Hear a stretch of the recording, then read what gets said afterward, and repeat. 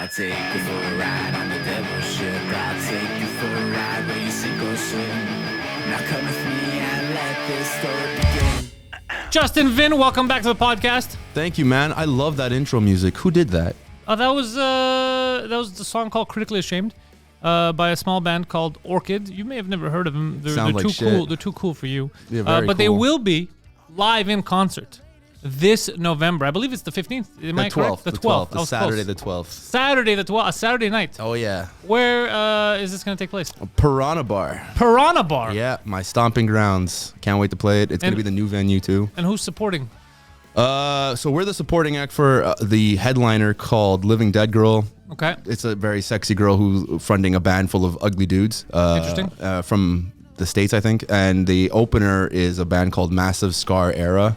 And it's a play on words for mascara. I've never heard of them, but they've been around for like 20 years. It's crazy. I have a question for Living Dead Girl. Okay. Are they at all, do they have anything to do with Rob Zombie?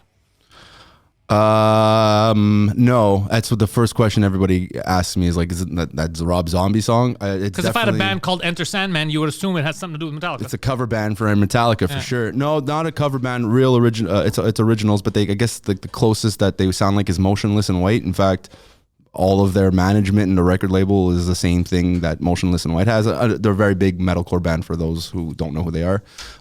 So they're headlining. We're direct support, so we're squashed in the middle. There's two female-fronted bands and then two jackasses in the middle, Julian and I, and we're looking forward to playing. Two female-fronted bands, two female-loved bands. The ladies love Orchid. I'll tell you that. That's what I noticed. We love you too. You guys opened. For my gala this summer. We did, and it was all the ladies amazing. lost their shit. I was very happy to see that. I know of a few ladies who lost their shit, and that was fun to see. It was fun to play, man. Oh my god, it was so fun to play. I ruined it. I should not have sang with you. I feel like I ruined the moment. You know that every time we practice now, every time I play that solo, Julian comes in and starts with the "Whoa, I'm the singer now." Every time. I'm just like, can you let me practice, motherfucker? Yeah. I was like, God damn, I have no. It's not really. It says I don't have the melody. I'm not like I love music. It's not something I'm good at. I could admit it. I saw through the video because Alex filmed. I asked him to film for us. I on re-watching, I see that you're almost a little uncomfortable. Like, what do I do here? What do I do? Yeah, because it's not. I'm out of my element, and Yeah. people are like, "Isn't it easier than? How could it be easier than stand up?" I'm good at stand up. I know how to do that. I don't know how to sing. It's night and day. Like I would not be able to do, even if you were to write me jokes, I would not be able to do comedy. It is They're all so different. even just singing without a guitar weird to you. yeah. It's not as foreign because I do it often, but it's not at all the same. I guess person you would see with a guitar that is developed fully. That's me. And if I'm just singing just without a guitar and just like leading it, you could see that there's a little bit of discomfort there because I have my set motions. I don't have to think about it. And this I have to I got to move around. I'm just singing here.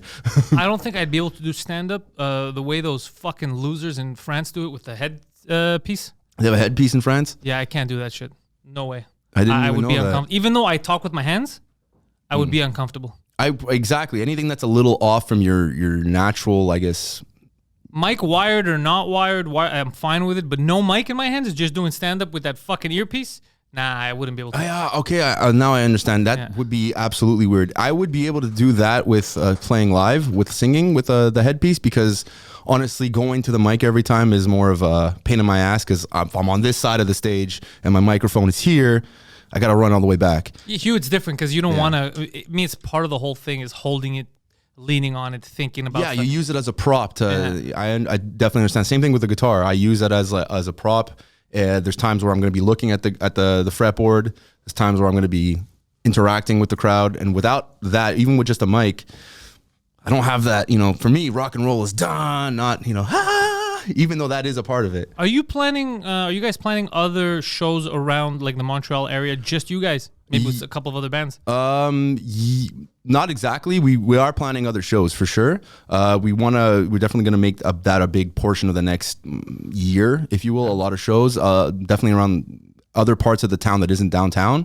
Laval. No. Come on, they got nothing to do. What would I do in Laval? Well, the thing they with have Laval's, nothing to do. But They'll come out. They come out to comedy shows there. They go out because there's not what that are much the to do. venues there?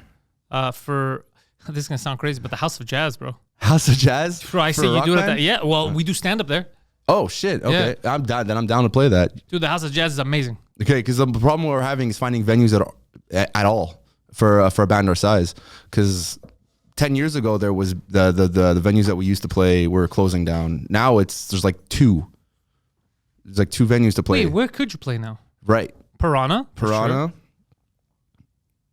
That's kind of it. What about on you know that Saint Elizabeth, that nice bar that I like? I don't know if they do shows there. At least they're not set up to do a show of that caliber. Like I don't want to play. Foofs, is Foofs still around? Foofs is still around. Second floor Is still open up. That is a different type of production because usually for Foofs, you're gonna want bands that are coming in from out of town that are gonna play, and I mean like known bands. So usually old heavy metal bands will play there. Yeah. There are events that are different there, but I don't know who books them. I'm trying to get involved with that. But the real issue that we're having is finding bands of the similar sound to us. Well, that's going to be hard.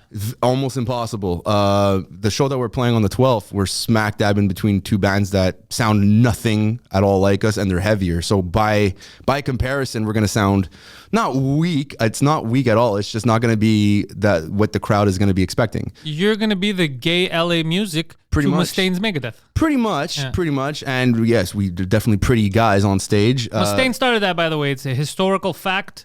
It was in that documentary too. Glam, gay LA music. That's what he said. They're giving it to him. I don't know if he really started. He doesn't even remember if he really started. Well, but historically, they're giving it to him. The glam metal term was given to that style of music because it was from glam rock in the 70s, and he just took it and said, "Yeah, all those bands are gay LA metal," which is.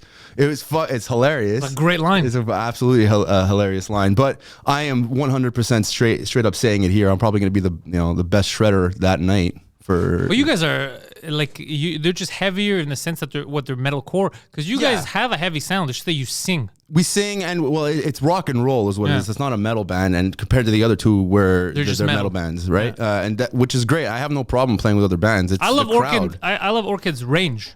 Yeah. And you're gonna like the new stuff too. Then I'm waiting for the new stuff because I like the range. I like that you have heavier stuff, you have poppier stuff, you have emotional stuff. I prefer that than to have the same fucking sound over and over. Yeah, there's no way that we're ever gonna be capable of writing the same song over and over again, just because we get bored of the same stuff all the time. We have a lot of different influences that, I mean, we've talked about this endlessly, but they change like every month. Like we find a new artist and we're like, oh, I fucking love this and I want to hear more of it.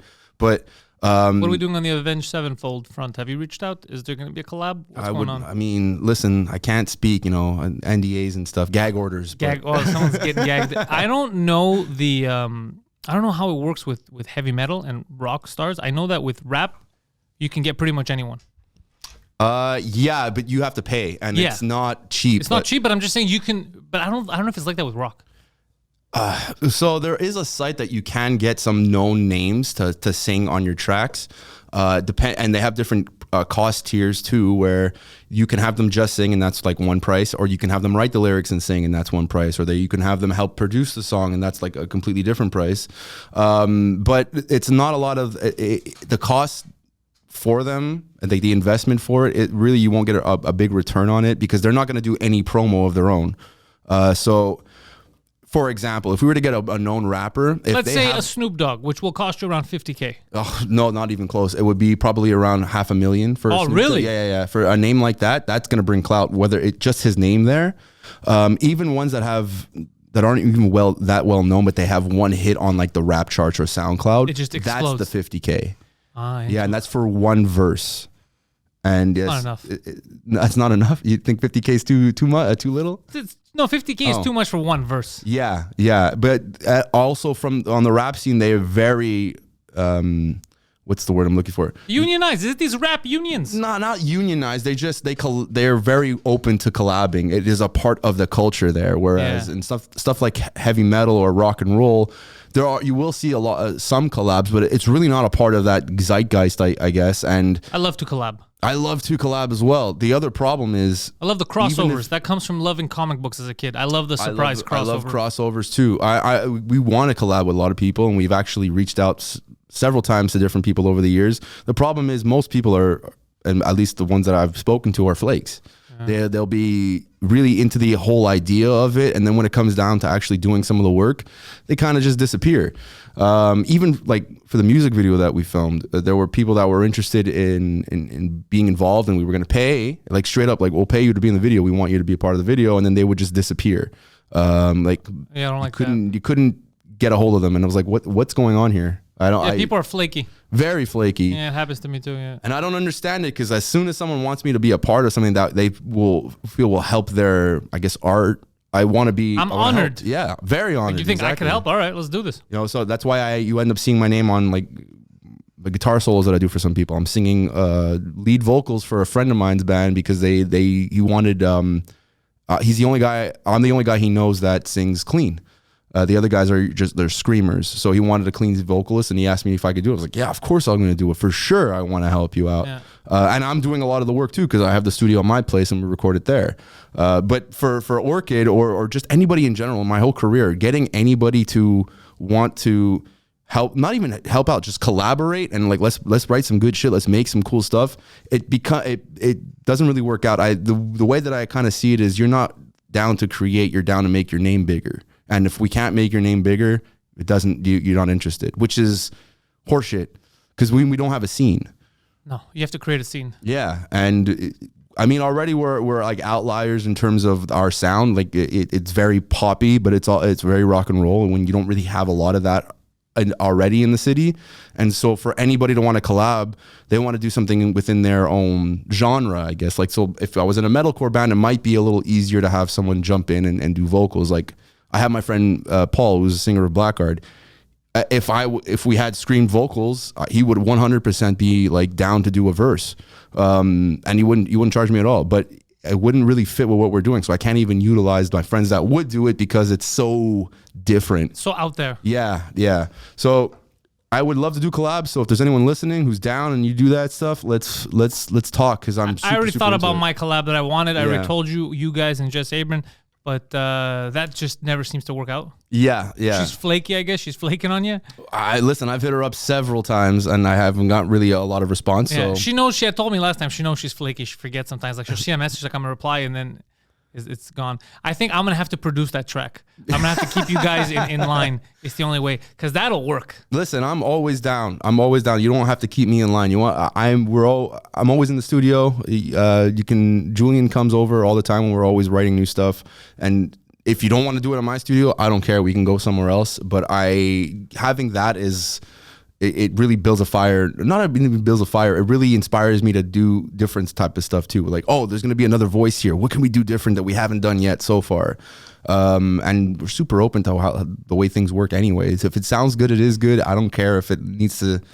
We don't really look at things in a way that it has to be like this, or it has to be a drop after this. If you think if it sounds good to my ear, I think it's cool. I have ideas of how this could work out with you and her. Okay. Just the way the range would be, right? Because you would have her. You know how she sings. You know her style of music. Yeah. But I would like it to be. It doesn't have to be like critically ashamed. It could be like I think it's not Vanity. There's another song that you guys have that I think would like that Black kind of Rose? sound. It is Black Rose. Yeah. That would fit good. I think so. Yeah. Right. You feel what I'm saying? I understand exactly what you're saying. Yeah, totally. Poseidon, you all right? All right, Poseidon's being Poseidon again. It's Poseidoning, dude. Yo, I was watching on Paramount Plus. There's a show called The Offer. It's a miniseries, 1 season, 10 episodes. It's about the making of The Godfather. Oh my god, very good. Okay, well cast, a lot of fun, and that motivated the fuck out of me. To do what? Everything I already do. Okay, but it just motivated me because I was like, all right, they go through it. Like seeing the movie producer, like his big production was that to produce it, just what he had to go through, dealing with the mob and all that. And I was like, okay, so it's normal that in order for me to do the shit that I'm doing, because all the behind the scenes stuff is ludicrous, it's crazy shit I deal with. Yeah. I was like, okay, but everyone, when they're trying to make something great, has to deal with that nonsense, you know? Yeah. So it was very, very interesting to see a lot of the cool things that they ended up doing in the movie, that I found out the real stuff. I was like, oh, that's why that was done like this. That's why that was. So it was. Yeah, I love hearing those stories of like some things that are known as like with anything, like with films a lot. Like you think that a story beat or a point in the story was genius, and it was only done because like of some necessity. limitation. Yeah. There was a guy there who, one of the actors, that goofy guy in the beginning who's reading notes, and like, why is that big guy reading notes, like trying to talk to the Godfather? And then in the show, it shows that he was a real mobster because they ran out of people. The actor got sick or whatever, the actor died that they needed for that scene and they were recording it. So they got the guy who was there near the set and the guy couldn't act. And they're like, okay, let's play with the fact that he can't act. So he's repeating the lines, doesn't know what they are. So he's repeating the lines. They go, we'll show him, we'll film him repeating the lines as if he's so nervous that he's repeating the lines to himself before he speaks to the Godfather because he doesn't want to offend the Godfather. So when he doesn't know what he's talking about, it just looks like he's a big nervous goof. Yeah. But that was actually him being like, hello, Justyn. Welcome to the podcast. Like, that was really how he was speaking. He just couldn't. Yeah. I think that actually shows that you can adapt well. Like, you don't write a scene because it's a perfect scene. You really develop, I guess, a film or anything that you're creating based on what you have available at the moment. And the brilliance there was they realized this guy can't fucking act. Let's make it so that we have to act around him. That, yeah, exactly. I think is genius. Little things like that. And you know the scene where Al Pacino goes behind the toilet to get the gun? Yeah. Okay. So if you notice, he's like, he gets it, and then he's confused and he's struggling. He's like, what the fuck? And he's reaching, he's trying to find the gun, and he looks nervous. So what it shows in the show, I don't know how true it is, but the guy's like, where's the gun going to be? He's showing Pacino. And the prop guy who's putting the gun there, Pacino leaves the bathroom, and Coppola, he looks at the guy, he's like, put a little bit more to the left and a little higher.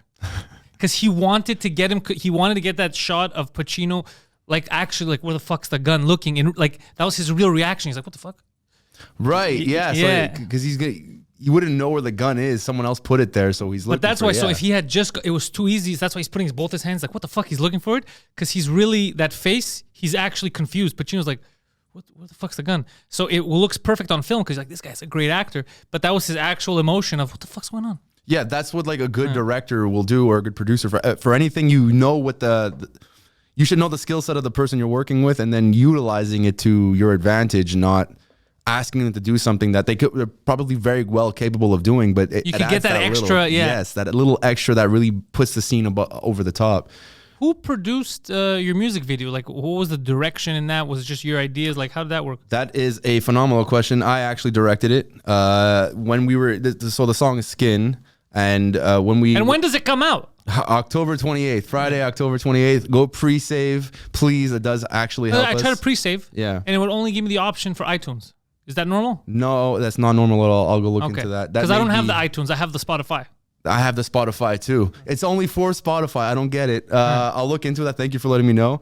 But please pre-save. It's gonna be out. It's a sick, awesome, very sexy song. Very sexy. I'm aroused already. This is great. It'll turn you on. When we were getting it mixed and everything, we were talking about getting the music video done. And I already saw like a whole bunch of images in my head of how I thought it should go. So I went to Julian like, hey, do you mind if I direct this one? And he said, yeah, sure, go for it. So I because the last music video that we did wasn't actually for Critically Ashamed. We filmed another one for All I Can. And it was so rushed and we had no ideas. You didn't like it? It wasn't it was okay, but the first verse to the chorus was basically the same thing. We were watching it back and we're like, this isn't that great. And to follow up Critically Ashamed was something that's boring in the first minute. Critically Ashamed was a badass video. Yeah. And it looks beautiful and I love showing it. And so to follow that up with something that's boring in the first minute, we decided not to release it based on that. We might still, we'll fix it. We were thinking about fixing it so that we could release it, but we didn't want to follow it up with that. And I realized that we rushed it because we wanted to get it out for a certain date. And then we didn't end up releasing it because it was rushed. Okay. So I didn't want to do that again, and I took time the last 2 months, wrote a treatment for the music video. I made a Pinterest board of all the like the color schemes, the shots that I would like to see, because there's a lot of like close shots of like touching skin. Expressing it with words, everyone can kind of think of their own images in their head, but I found specific ones where I want scenes like this, and I want. And you got them?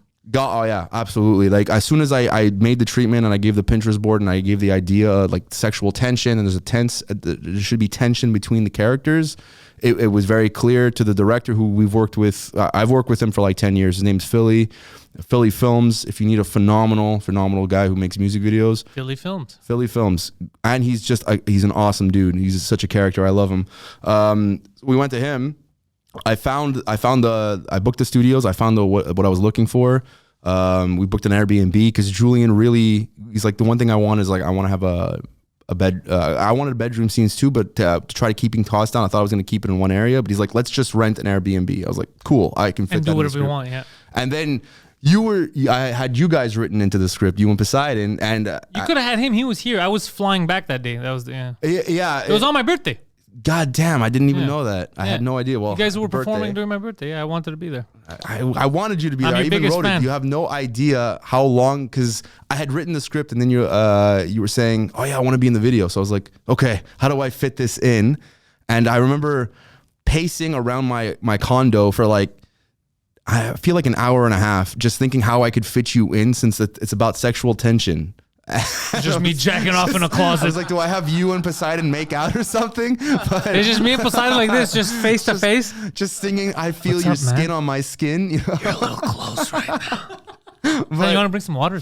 Yeah, I was about to do that. But eventually I came up to the idea. It's like, oh, it would be Julian, myself, you and Poseidon just Circle hanging out jerk. in the Okay, Airbnb, and then like you get a phone call and you guys, Julian's leave. like, okay, yeah, you guys, you guys gotta go. Right? Yeah, And I he's like That's that. so brilliant. Yeah, guys, there's ladies coming. Get But the fuck out of here. I forgot to double check with you on your date, so I was like, hey man, here's when we're filming the video. You're like, I'm in Greece. Like, Oh, I was so no. upset. I was like, this is bullshit. This is some fucking bullshit. I've been looking forward to this. I know, and I really could not reschedule anything just because of how hard it was to get people together for one day and to rebook I all don't of know the why I thought it was studios. going to be filmed in October. I misunderstood, I guess, because I had all these dates in my head. I misunderstood the release of Skin date and maybe the Piranha concert. Like, there was so much mixture in my head. I think that's why for some reason I assumed it was October that it was filming. But I guess that was the release. That's the release. I wanted to give myself enough time to have it filmed, edited, and then use it for promo. So I worked backwards. It's like, we want to release it on this date. We need to film at least a month before, and if I want to get it a month before, I need at least a month and a half to regale everybody to see when they're available to do it. And one of the first people I hit up outside of the band, because it's just me and Julian, was Sonia Von Satcher to be in the video. Friend of the show, fan of the show. Yep. Yeah. Met her at Le Rebelle at the show, and I was thinking, like, we need some girls, unfortunately, some women She's a in girl. the video. She's definitely a Well girl. documented. Definitely Yeah. a girl. Very, very much a woman. Yeah. To be in the video, to like be opposite either me or Julian, because we were talking. She's a team player. She was down. Oh yeah, right away. Like, I remember being in Wildwood, drunk off my ass with all my friends, and I'm like, oh yeah, She said yes. I gotta be. Oh, I was like, I gotta film a music video. Let me hit up Sonia. I just met her. Well, it was like literally like 2 days after we had spoken at Bordel. And I was like, hey, you want to be in my music video? She's like, yes, I love your band. I'd love to be involved. And then she like ghosted me for 2 weeks. That also sounds like her. Yeah, that also sounds like her. Yeah. But she was super apologetic. It was just my messages kept getting buried. So I was like, oh, no, don't worry about it. She's like, I said yes. I'm 100% going to be involved. And it was amazing to work with her. It was exactly what I was looking for. And she brought in her friend Maeve to be opposite Julian because they hit it off. And it just worked out so much better than I thought. So the music video, I still haven't seen it, but tonight I should be seeing it. I've given the direction on what I want scene-wise.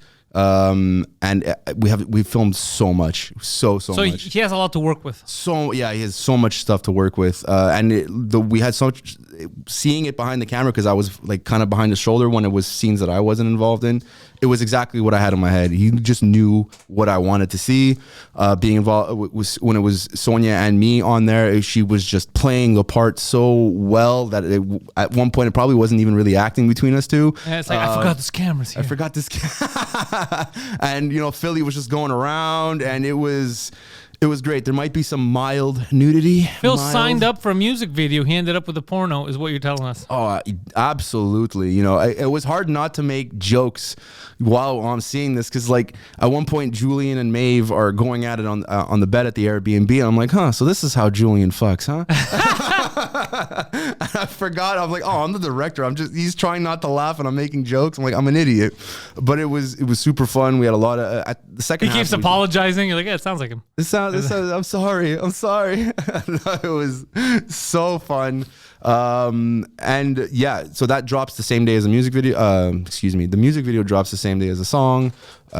It's all about, if you guys want to know, the Skin is the story of like toxic hookup culture where it kind of tells the story of Julian and I, not together, of course, but with our separate female acquaintances, if you will. Companions. Lovers. Yeah, lovers. Where I don't like lover, and I don't like partner. Both anger me for different reasons. When somebody goes, "This is my lover," I was like, "Yeah, go fuck yourself." Seems very 50s, Yeah, it's my and lover. partner, I hate partner. This is my partner. Oh yeah, you guys started a business. You guys selling burgers together. This is my partner. This is my hetero life mate. Yeah, hetero life mate I'm cool with. My hetero life mate, Silent Bob. Yeah, hetero life mate I like. But yeah, partner and lover bothers me. Yeah. Someone told me that in French the other week. They're like, "Oh, I'm doing something with my lover," and I was like, "Oh, you dumb bitch." I mean, I'm just, I'm very cool with like, this my bitch. No, just saying, my girlfriend, my friend, anything, but lover or partner, they both sound so ridiculous. Yeah, it sounds a little forced, like you're trying not to upset anybody. Almost like, this is my partner. In what? In what do you? This guy manages my stocks. And laugh. laugh. But it might be a personal thing. I just don't like it. Other people might be cool I with think it. it's a little weird when someone says that, but I don't really care. You go say whatever the hell you want to say. Yeah, say whatever you want, but I will ridicule you. Just a little bit, huh? Just a little, huh? I have no choice. I can't remember where I was. Okay, yeah. So, we've had our share of female, companions, if you will. Oh yeah. And it's just supposed to be the song's tells the story of two parties. Doesn't matter which perspective you take, the man or the woman, the man and the man, the girl and the girl. Doesn't matter. Man, woman, girl, man, all woman. of it. Yeah, like a Craigslist ad. And it's about that's where you have a sexual relationship, and it kind of starts to turn to you resent the fact that the other one doesn't love you, even though you don't want to love them. So it ends up being about toxic hookup culture, like the Tinders, the Bumbles, where there's a fear of commitment, or there's a lack of will for commitment, but you still want to be desired in that way. And it's been the story of Julian and I's relationship with women through our 20s, and it's not one specific girl. It's just all the amalgamation of stuff like that. And sometimes we're the ones who want to commit and the other ones don't. That's why it's not really dudes centric. It really is about like, this is from both sides. And the music video shows that. I feel like women in those relationships, like this is my experience, they'll do the weirder stuff in those situations, but us men will say the dumbest things. We're the biggest dorks. Oh yeah, 100%. I've said some stupid things to women, like just dumb. You're like, who is this? Who's this gay guy speaking? Like who says this? When I was younger, yeah. I was Poseidon. You feel me, dog? Yeah. Just take a look at your Facebook memories from like 10 bro, years it's so ago. cringe. Like I look like what a dork. What a Who is this dork. fucking Mine idiot? were so bad. My Facebook memories were so bad. I had to delete my old Facebook. Yeah, he account. deleted his Facebook account because he's like, okay, this is too cringe. It was so cringe, he had to delete it. I opened my Facebook profile when I was 17, and let me tell you, you do not want to read the basic diary of yourself from 17 that's open to the public. It is cringy. It's super cringe, but I've accepted the fact. I know, because it wasn't just me. I see other dudes, and I was like, ugh, we're such dorks. Dudes say the dumbest things. We do. We absolutely do. And what's even crazier is we think it's cool in the moment. No, we think I'm just being honest, which it is. You're being honest, but it's like, don't be honest. Don't lie. Yeah, Lying is better. Your honesty just shows... Your honesty just kind of shows your lack of understanding, your ignorance in sort of ways. It's just like they're going to use this against you. Don't fucking say it. Oh my God, especially today. I've never had a Twitter. I have one, but I never tweet anything. Just mostly to see other people's, you could see it without an account, but sometimes I like to attack people, like businesses. Like Rogers. Fuck you, Rogers. Yeah, Rogers is fucked up, Air Canada. My latest tweet is based on a news article. News article, it says, air pollution is making women fat, a new study says. And then I tweeted, it's all the air pollution they put into those large bags of Doritos. Yeah, that was my latest. I mean, have you, you know what? People think that's me versus fat women. It's not. That's me versus people saying that it's air pollution making women fat. All right, I feel you. But you might be onto something. You know how much air is in those bags? Don't eat it, ladies. don't eat those Doritos, ladies. And Also, it is made in China. CTV Montreal says, does Halloween need to be on October 31st? The debate continues. And I tweeted, there is no debate. You're the only ones debating this. No one. I've never even heard that. this. It's always been on that date. Is this on in City Hall? This is what they're fighting right now. They're tackling. We have refugees, but bro, when are we fucking celebrating Halloween? Does New Year's Day need to be January 1st? Yeah, that's why it's New Year's Day. Yeah. I mean, No one respects anything anymore. maybe they're just trying to make it like Easter where it likes to confuse you every year. What day is it on today, guys? When did Jesus die for real? Do Italians do that too? I mean, the Catholics do that? Yes, it changes every year. Yeah, us too. It doesn't make any sense. We go by the moon. I think it goes by the moon. I just don't understand why it goes by the moon. Well, here's what I don't get. If it goes by the moon, then how come most of the time we're a week or a month apart, and then there's random times where we have the same Easter? Or it has to do with when it falls on that first Sunday. Like it's 3 weeks after the first Sunday of the month or the first Sunday Very of complicated. Lent. I'm like, who defined these? Why is his birthday December 25th, but everything else is like, And it's from kind what of- we know, he was probably born in June. I heard it was April. You see, historical facts are bullshit. Oh, it was a cancer. He was a Cancer. Yeah, Jesus. Oh. I'm Jesus. Well, he was a cancer to the local Jewish and Roman population, yes. But to the rest of us, By the way, I would just like to go back on something you said about you want to have Pantelis and I in it. A great idea well, it would have been, is I get all creepy and shit, and he gets me away from the women. That would not at all fit what that the wouldn't song fit is about. but it would be hilarious. It would be a nice behind the scenes. I mean- where song is like, hey, can you help me with him? It would fundamentally I change feel the him meaning breathing of the on my song. neck is not good. I feel your skin on my skin just where you won't let me in, and you see Poseidon like being all creepy. That would, oh my God. We can make a parody video. He smelled like hummus and sweat is not good. By the way, I was an extra last week, and I had to flirt with the barmaid because I was in the shot. And I basically, one of my things that I did is I was twirling my mustache as I was talking to her, which is so fucking cringy, but I thought it would be hilarious. Fucking Captain Jack You know Sparrow what? over here. It could be hilarious if you leaned into the creep factor, I think. I did. No, then it might be I hilarious. did. I don't know when the movie's coming out. I don't know. He doubled down. Yeah. You're in a movie. It was an extra for a movie. Dang. Yeah. He's Look at getting a you. lot of extra work. Well, two times. It's not a lot. But That's a lot. That's more than Fucking me. Poseidon 2-time over here. 2 times. Two-time Poseidon, you know. It's 2-time, only 2-time. But we want you guys in the music video. We're gonna film for a song called "Damaged Goods." I never heard that song. I'm very upset again. Does that song exist? Well, you see, here's the thing. We played Le Rebelle, and that really, we already had a fire under us, but this really just like, it was a fucking gas explosion after that, because Julian hadn't played a show in like a decade, and it was to a very big crowd that honestly was not there to see a band play, and we got a really good reaction from it. You're talking about Little Bell? Yeah, and he did phenomenally. It was the first time I played a show with my own band in at least 6 or 7 years.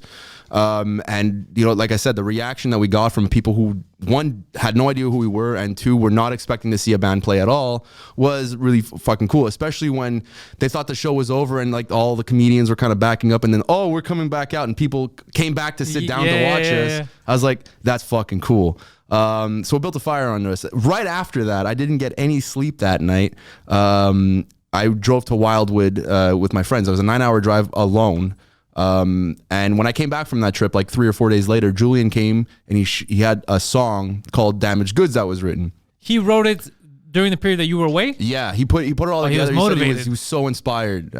He also went to Oshiaga that weekend, so he was like, he came down and he showed me the song. And like by the end of it, I was like, holy shit, this is probably the best song we have. It was so good. I of course put my guitar work on I'm the Bob there. Rock of Montreal. Pretty much, man, pretty much. And I put my guitar work on there. I helped. There's a video of us working on the lyrics. It's for that song. And he had most of it already done. It's 100% his song. I just added my flair to it, but it is so fucking good. I can't wait to show you it. It really helped us write more songs after that, because it just felt like this is what we've been waiting for, I guess, in a sense. Yeah. And that song, we want a lot of people involved, and we definitely want you guys there for that one. Well, hey, I guess this shouldn't be on air, but I'll ask it vaguely. I won't give too much away. So I'm currently working on something. I think I talked to you about it. It's pretty big. It's like a real thing with real production. Yeah, and Like fuck that Muppet shit, huh? Yeah, like an actual thing. Would you? I didn't even think about this. shit, should I get you guys on board for original music? You absolutely should.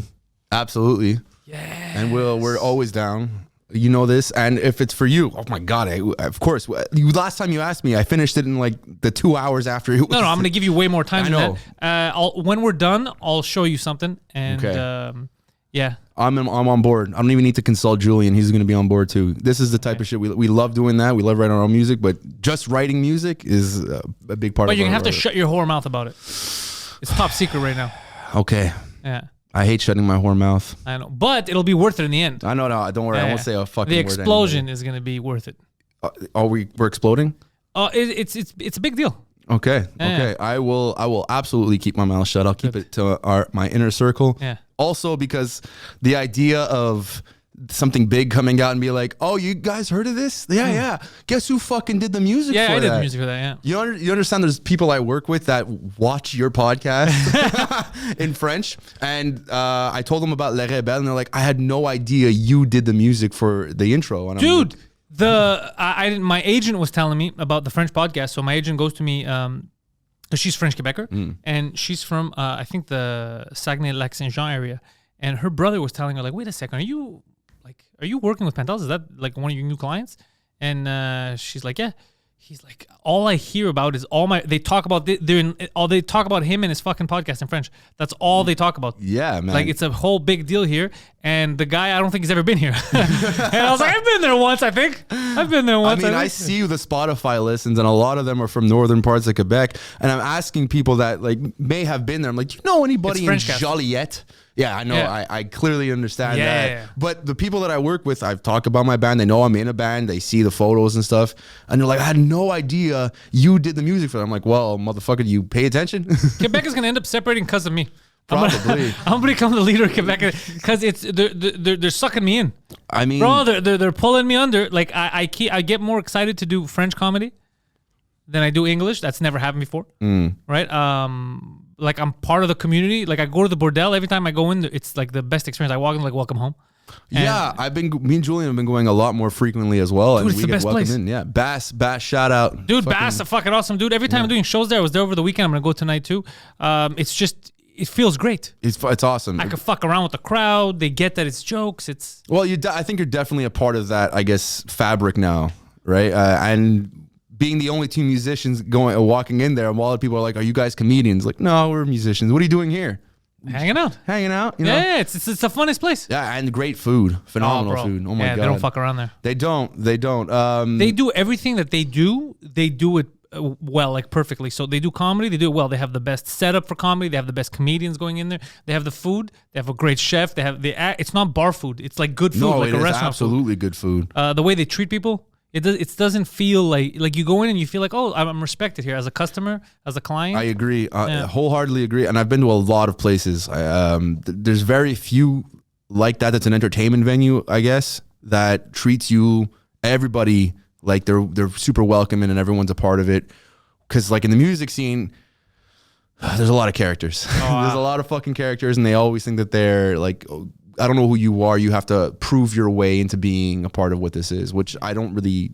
No, like. the Quebecers, they're very welcoming. Oh yeah, absolutely. Yeah. I no denying that. There, if anyone were to say opposite, is probably because you're from Ontario or something. But the thing is, they do say the opposite. That's kind of the reputation Quebecers get. They're xenophobic. They're shitty. They only want friends. I'm the best example of like that's not what's happening en masse. I've been everywhere. I've been everywhere now. I haven't had a situation that I could tell you they're like, oh fuck this guy, he's English. The only time I ever had a situation because of my accent or whatever wasn't in Quebec. It was in Ontario. It was the French people in Ontario that got mad at me. Yeah. But everywhere, dude, in Quebec, it's the complete opposite. They're like, this guy's fucking trying. He changed his career path. Basically, he's doing it in fucking French. We're gonna support this guy. Like, and they like it. They come out. It's the complete opposite of what in the media they tell you that they can't. They won't accept you. They won't. They're doing the complete opposite with me. I mean. We talk about this often for sure, and I agree. Everywhere that I've played in Quebec, I've been welcomed. Even a lot of people, especially like Rouen Aranda. Yeah, dude, I had the best time there. I was there 2 weeks ago. Yeah, it's always fun. And when they find out we're from Montreal or you're from Montreal, they almost treat you like a god because you're from the city of Montreal. Which to me is like, really? I didn't expect this. Yeah, no, they're fucking respectful. Even Yeah. me, they come and because they watch the episodes from the beginning and they've seen me when I first did Suzekut. So they see the evolution and they're like, yeah, by the way, we've noticed the drastic improvement in your French. Oh, yeah, like yeah. it shows that you're putting in an effort. You're not repeating like one word and pretending you speak French. You're actually fucking Like me. You're doing it, yeah. So I don't get like the reaction that the media would say of, oh, they're gonna get mad, they hate you, they tell you to fuck off. Bro, it's been the complete opposite. Yeah, I think that there's some people like that, and just like Yeah, but there's everywhere, some but people it's like not that the, everywhere. it's not the majority Yeah, at it's- all. but it's not the at all. majority. The thing that I guess upsets me is when they like media or stuff play into this culture war. Which One guy's gonna write, fuck this Greek guy, fuck the English people, and then the media is gonna be like, Quebecers hate the Greeks or hate the. That's a crazy thing, bro. You're applying that to 8 million people. That's Yeah. absurd. Yeah, exactly. I understand that, like maybe outside of the greater Montreal area, people would think of Montreal as this big fucking just English only place because that's only time that they talk about it in the media is like Montreal's becoming more English and French. Yeah. Not exactly the truth, but yes, of course there is a large population of Anglophones in Montreal. Or allophones, yeah. Yeah, or allophones, exactly. I understand that kind of fear, but everywhere else, there isn't really an issue. I've gone everywhere and they clearly know that I'm Anglophone, but I don't get treated any differently. No, sometimes they even try. If they see you're trying and you can't work it out, they'll try their English, or most of them Yeah. are bilingual anyway. Most of the time is they'll switch to speaking English and they tell me they need to practice. I'm like, but Yeah, yeah. motherfucker, I need to practice too. And they're like, no, but it's terrible. So we're going to switch to English so that I can understand you. That's exactly Yeah. it. It's like, all right, I see what you're doing. I like you anyway. Let's hang out. But I feel like I'm living it. So I'm the best example, like to be that, the person who could say, no, it's not like that. Like I'm actually living it. Forget what they tell you is happening. I'm in it. Yeah, no, So it's you're not- there. You're absolutely Yeah. there. I think you're like, I hosted a gala. It's just pour rire in French. you absolutely did for the inaugural version of the Nasty Show. Yeah. Well, you like, know? what are they talking about? I don't know what they would talk about. You're like, if anything, Sugar Sammy does both English and French. You're the one that you see starting out with just English and then became a part of the French community, which all of a sudden I just knew Sugar Sammy because people would say he does it both French and English. Yeah. So like you see your progression, I guess. Yeah. And Sammy's a good motivator too. Like yeah? when I speak to him, he's always like, if I'm nervous about something, he's always like, nah, bro. Like you're doing the right things. Like him, he does his own shit. You see, he's kicking ass, but he also motivates too when he gets the opportunity. That's great. I like to motivate young musicians all the time. Well, if they're trying to make a career out of it, I say, here is what you need to know and don't do it. But if you want to play music, I always encourage that. Yeah, because there's some people that pull you down. He was just hanging out. He came to the studio just so we could talk like a few weeks ago, and poor guy had to deal with. So we're shooting shit. He's just telling me, poor guy, like so imagine now, it's a conversation. We're sitting on the couches in front. So Sammy's just giving me advice. I'm asking him questions. He's asking me stuff. We're just talking. And then I realize, I go, oh, fuck. The intellectuals are going to show up soon because they're recording. So first Poseidon shows up and he's flustered, whatever. He's Poseidon. Something always happens to Poseidon. Like, bro, you're never going to believe what the fuck happened in the parking lot. I had to fucking blow a guy to get my... Like, it's always... Poseidon he lives a life of extremes. Oh, yeah. There's no middle. So then he walks in, but Sammy knows him. So, he's laughing, whatever is good. Then fucking Guido walks in. I crashed the car and what's it? And he's like, all right. And you see Sammy's like, all right, so this is like, they just walk in here. Like, this is, I go, yeah, sometimes it gets worse. But I say it, fucking Adam walks in. And Adam walks dick first. He walks into every room cock first. So he opens the door, he walks in, he's like, hello. And then what does he? He bows to Sammy. And he bows. You remember that? He bows, he extends his arm, and he goes, all of the big celebrities hang out here, huh? He goes like something weird, and Sammy's like, how you doing, buddy? Just like, it was the weirdest. And then they're God, like, dude. and Sammy's like, what do these guys do here? And I go, they do their show, but they're all a little weird. And he's like, listen, guys, I need some help. The thing is, yeah, I might go to jail.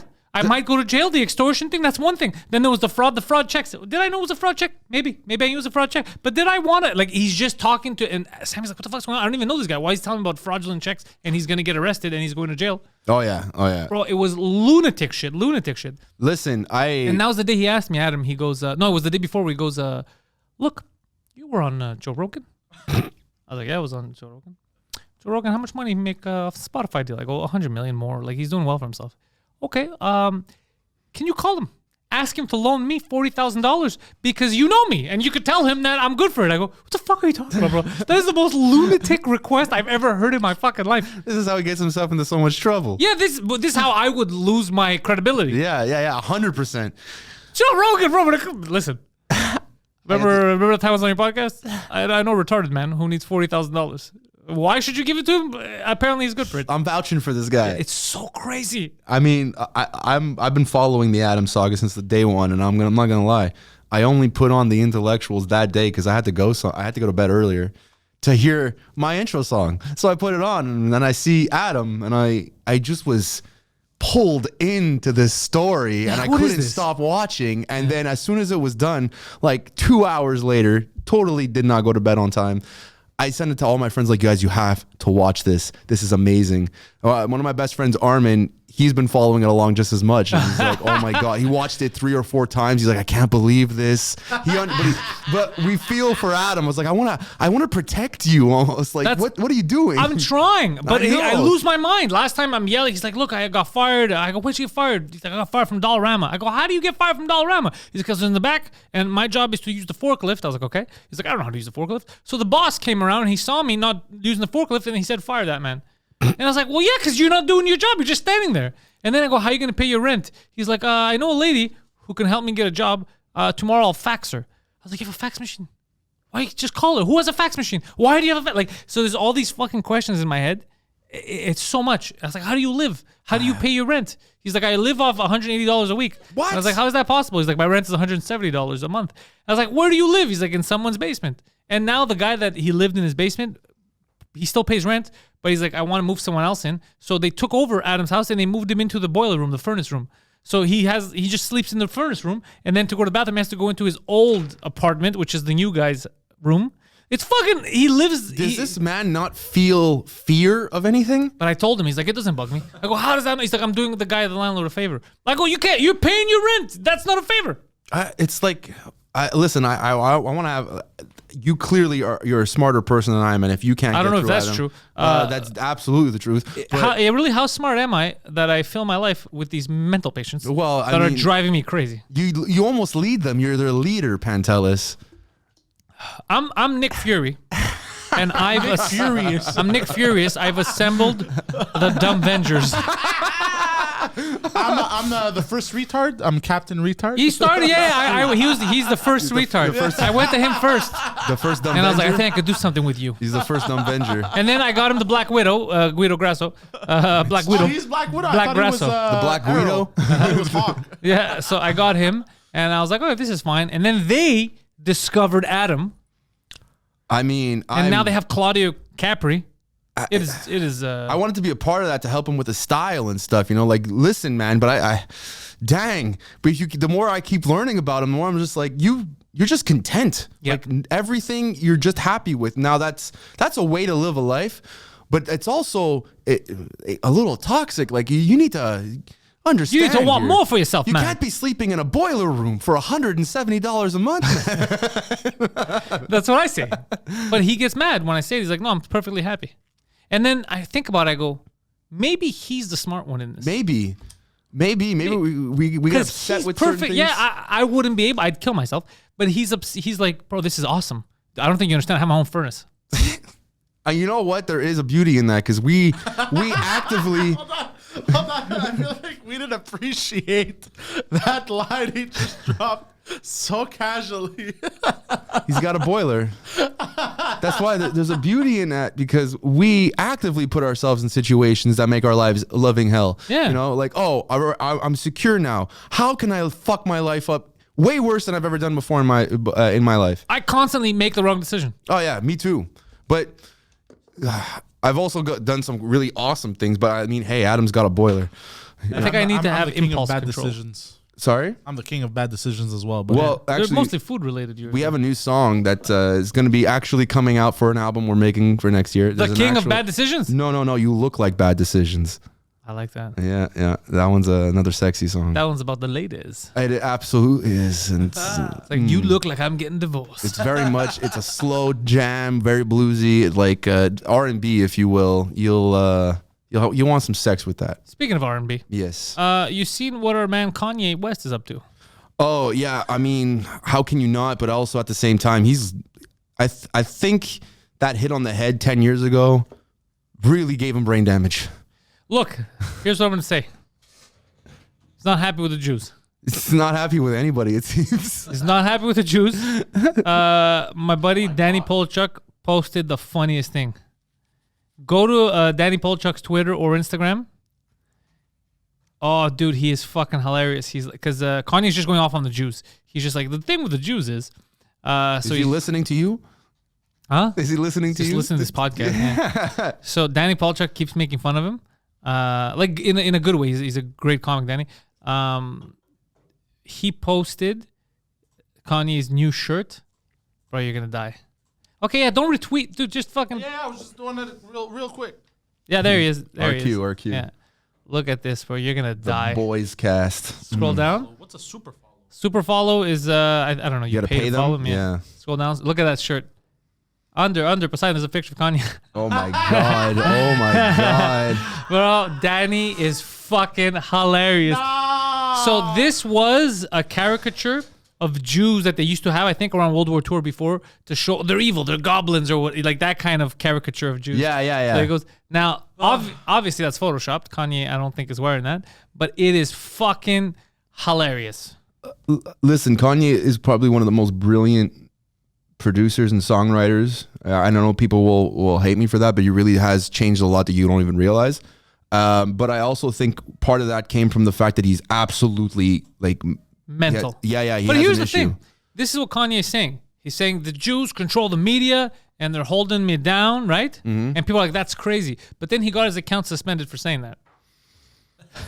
Oh, I see the irony. kinda- in there, yeah. It's like, holding me guys, down. I feel like that was the wrong move. At the same time, I feel like that was the wrong move. Just the optics of this. it's so yeah. You're really just giving it to him at that Yeah, point. Now it's just gonna be like, you see? At the same time, this guy's a billionaire, so I think he's lost his mind. But I'm probably the not intelligent enough to understand that this is his whole plan the entire time. Because I think he's a troll too. he's definitely a troll. But he filmed a documentary for like the last 20 years that nobody's known about before he was even famous. That is some brilliant foresight. He's been filming this whole time. Well, he had a documentary that came out on Netflix called Genius. Then Is it good? I haven't seen it, but I know that it starts off before his fame, and that's a brilliant, amazing foresight. Like also the confidence that like, I'm going to start a documentary that's only going to come out and when I'm really, really famous. That's crazy. Zus. Yin, yeah. Now he's not Kanye anymore. He's just Yee. He's changed his name. Is Just it yay or ye? Yay. Is it? Well, depending on how Look, I mean, I'll wanna invite him go to the with podcast. I'll do a podcast with him. I like him. I don't mind him because they're all eccentric. All the artists I know are all eccentric They're in all the different good ways. ones, We're all the good I know ones. I'm a weirdo. I get it. I'm not saying I'm not normal. I understand I'm not normal. He's a different kind of not normal. I think one of the things that in my life that I've come to like embrace more, I guess, is Your weirdness. Yeah, but specifically, I remember when you had a podcast and you were talking about that you thought you were on some type of spectrum because Guaranteed. a lot of people creative people are on the spectrum, right? And I was going through some stuff for sure, and someone had told me that I might have ADHD, and I laughed because I was like, everyone thinks they have ADHD. But the more I looked into it, the more I'm like, oh my God, this is very much me. Like, it's the opposite of when you have those horoscopes and you're reading them like that. This is going to apply to basically everybody that you know, including me. ADHD, I'm like, no, that's definitely me. I got diagnosed, absolutely, and there was a whole report, and I was like, and they, in fact, I read it again yesterday, and it said severe, and I was like, oh, Yeah, dang. I'm telling you. So, but a part of that, what comes with ADHD is the stuff that I guess doesn't make me normal, which makes me weird. I'm embracing that a lot more. But you being weird is why. Okay, so if it was easy, everyone would do it, and if Yeah. it was simple, everyone would do it. I know this with my line of work because I've brought in people. Poseidon, we're not going to make fun of everyone, but you know who I'm trying to talk about right now, who wanted to do podcasts, who said, bro, I'd be the best guest. I would do, let's do it. And the weirdest thing was I've had a guy who came on and we obviously it never aired, but the camera, as soon as the cameras were rolling, he was blabbing, and as soon as it came on, yes. Yeah. Elon Musked it with Joe Rogan. Yeah, I was like, what the fuck? I go, bro, just be normal. Talk, like everything, he couldn't, it just wasn't for him, even though he thought I'm the best at this. I have friends who, they're like, bro, stand up, you do stand up. It's kind of fucking easy. Like, I could do that shit. So I was like, okay, I hooked them up with open mics. And they bombed so hard that they never wanted to go back to open mics. They're like, and it's not to make fun of them, it's to say, I understand that there's something weird about what I do. I understand now that it's not easy. It's not for everyone. So I embrace it and I double down on all the things that I'm good at that other people are not good at. Everyone has their skills. I get it. And now I finally understand that it's because of my wackiness that I can do this. If I was normal, quote unquote, there's no way I could do any of this shit. Yeah. I've also realized that about myself with like even guitar playing. I always thought it was just because I practiced better than other people, which is probably also the truth, but I probably practice better with people because of the ADHD, because I focus on the things that I wasn't doing very well and just played them until I did them well. The technique, not the actual.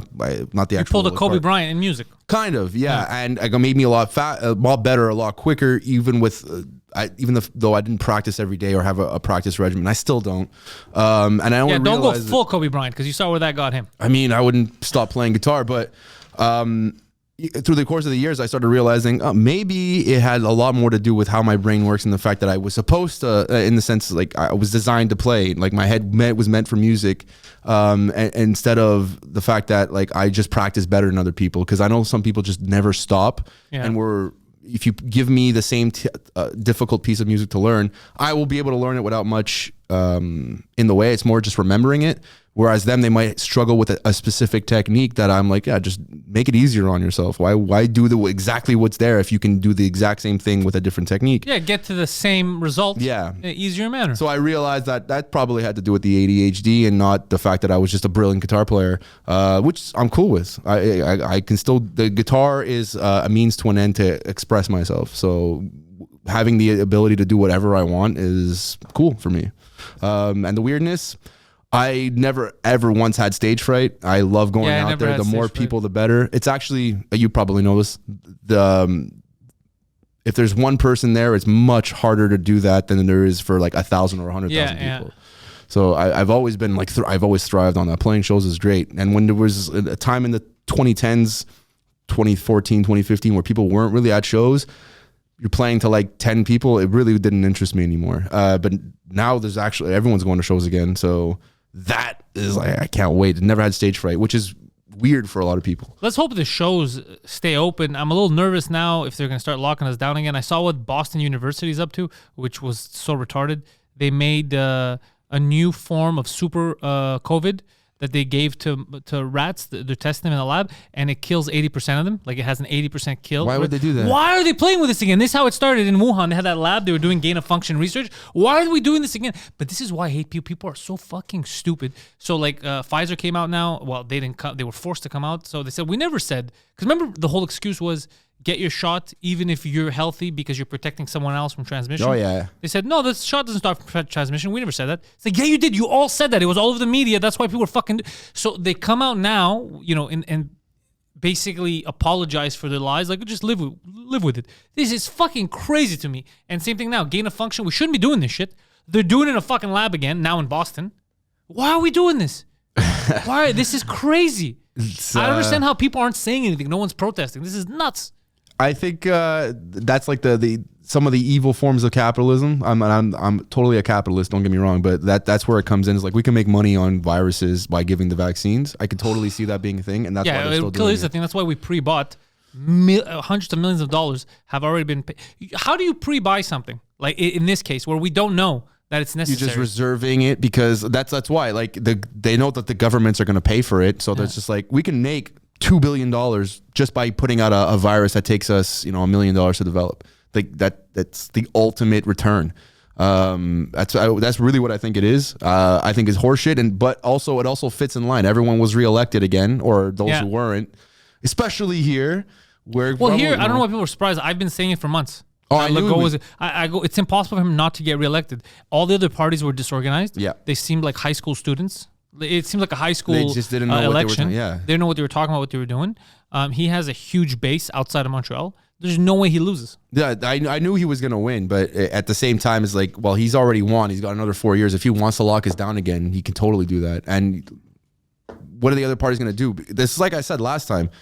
There was no other party that was going to do anything different than what they did. That's why they had a hard time fighting it, because they were like, we probably would have done the same thing. He's doing it right. We just can't say. I don't agree that he did it right, but whatever.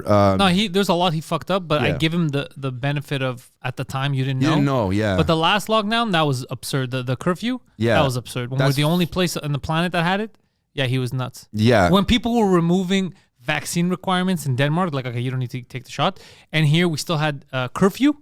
That to me was insane. Well, I was already pretty upset with how, like, I understand the first wave, you don't know, and he was very cautious. Yeah, about that's why I said the first part, I was like, okay, you don't know. Let's just totally thought that was done brilliantly. After that, you know, where you start seeing other parts of the world and they're opening up, and it's just our numbers are still worse than everybody else, and we're the most restricted. And then a curfew. This is gonna help, and then it took 5 months to remove the curfew. Oh yeah, it helped. That's why it was in place for 5 months, right? Yeah. Like, it doesn't make didn't sense. help, and we know it didn't help, and they have no data to back it up.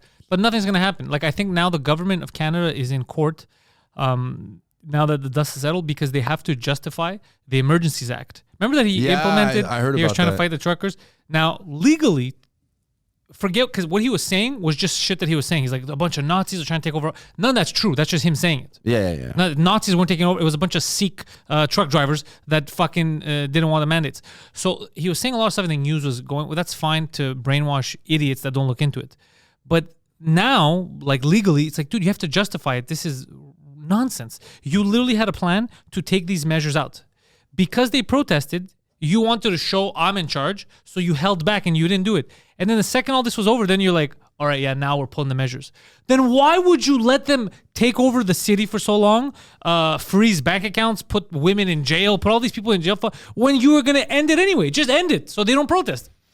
I try to figure You had a out these pissing people, but I contest. just You had a don't. I pissing can't. contest with truckers. Yeah, that's what happened. it is. It was a pissing contest. It was a lot of all that happened was a pissing contest. Yeah, okay, you know? it doesn't make sense, so we're going to end it. Oh, you want me to end it? No, I'm not ending it. That's Yeah. crazy. Yeah, you want to keep going? Yeah, it's like a parent playing. You Yeah. want to keep going, keep saying the word. Yeah, Don't you're worry. the prime minister of a fucking country. Yeah. This is not you arguing with your girlfriend. It's basically, I was gonna do the dishes until you told me Yeah, to do them. he did that But to on an a entire grinder- country. Yeah, basically. And we made them the bad guys. That's what shocked me. It's like, guys, they were clearly right because they fucking dropped the mandates right after.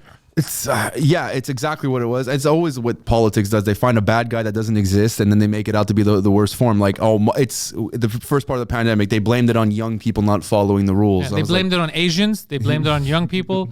Then when it came out that the guys blaming the Asians, like Fauci, it was their labs that were doing the Yeah, gain of yeah. function research, and they're like, no, stop talking about Asians. Don't talk about Wuhan. Don't talk It's about the it. classic. It's a classic political playbook. Find Yeah. a bad guy and pin it on them, and then you get what you want, which Yeah. is fucking stupid that people can't see through that. I understand if you live in a very isolated community, all you have information wise is that, but Yeah. I mean, fuck, it's not the truth. Oh man, there was a lot of fucking disinformation. There was a lot of shit happening. I got a segue here, not Yeah. a very good one, but I got a bone to pick with this after party from La Rebelle. I show up and nobody was there. What after party? I can't remember. At Bordel.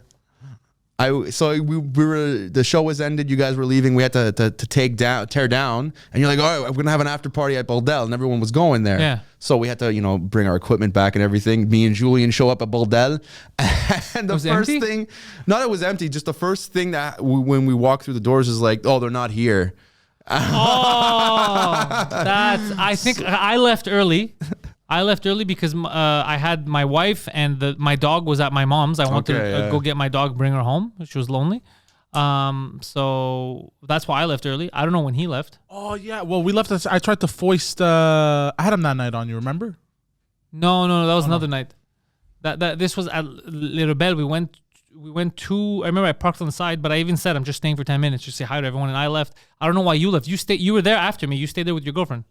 We stayed for a bit, but we dipped as well. Okay, yeah. And then Mike, I guess after I left, Mike's like, fuck it. So then Mike bounced. I can't remember what happened, but I can't remember exactly who was there. But we walked in, and the first thing that the barmaid told us, like, "Oh, they left." And I was like, "It's an hour." I love that she knew. Yeah, I was like, "It's an hour later. Like, what's going on?" I thought they were gonna stay longer. I didn't know that I was the life of the party. So yeah, I'm sorry. No, that's all good. I was shocked. I'm like, these comedians, they keep telling me about this party and I don't see it. Preach was there, so yeah. he was like more like sullen. He's like, yeah, man, they left. I mean, yeah, it's just because I hadn't planned properly. I have my dog and I had to go get it and all that. oh no, it's fine. It was just funny. I was like, me and Julie were like, this is the after party. We stayed. We had drinks. When we first got there, it was great. I can imagine. You were there. It was great. When we first got there, it was great. Yeah. Poseidon was there. I know he was there, but that's where I met Sonia, was because she was smoking, and I'm like, let me go say hi. And we that's where How do you feel about music videos? I didn't ask her there. I just, broached the topic because I was like, oh, she could probably be in a music video. So like, hey, what's up? I think she could act if she wants to. Oh, she definitely could. Oh, she's phenomenal. She's absolutely brilliant with that, with everything. I mean, just look at her work now. You think she likes that shit? She definitely does. I'm sure she does. I gotta ask her. I don't even remember. Does she still do OnlyFans? I think so. I want to know.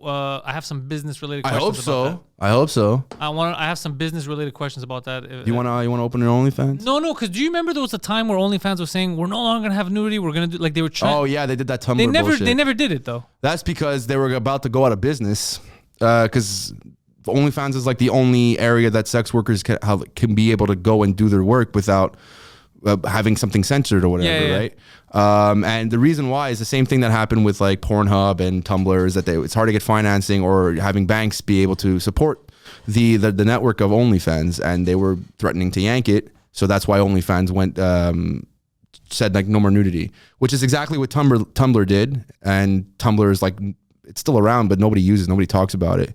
And because OnlyFans was the only place that they could safely take control of their own business, everyone just like, well, fuck you. We're not going to be with you. And we're going to pull everything off anyway. I don't know the exact story with that, but they went back on it because it's like the only thing that OnlyFans is good for in that sense is the ability to have sex work there, because there's a million other places you can go that's not sex work that you could sell your stuff, your content from.